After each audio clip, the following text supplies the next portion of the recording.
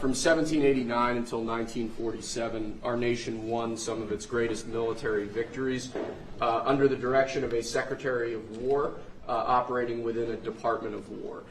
Today, with this executive order, you will authorize the current Secretary of Defense and the current Department of Defense to once again embrace this great lineage and once again be named the Secretary of War and the Department of War.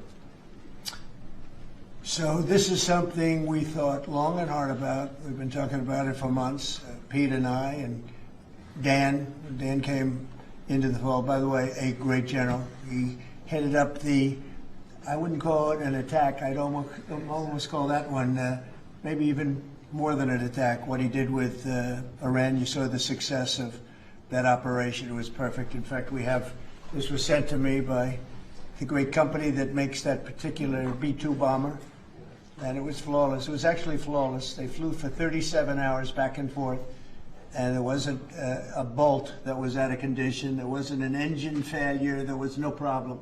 It was a perfect attack, and it knocked out any possible nuclear capability for Iran, which nobody wanted to see, and we weren't going to put up with.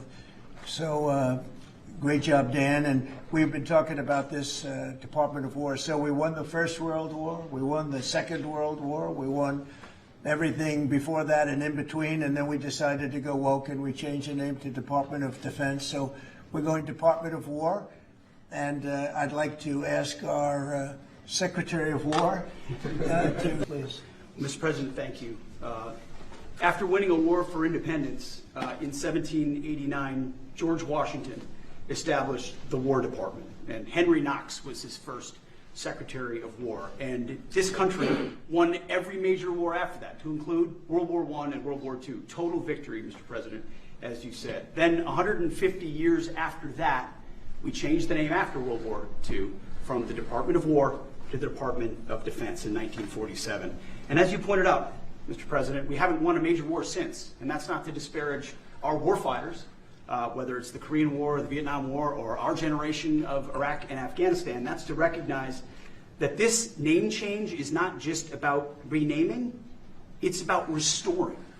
Words matter. It's restoring, as you've guided us to, Mr. President, restoring the warrior ethos, restoring victory and clarity as an end state, restoring intentionality to the use of force.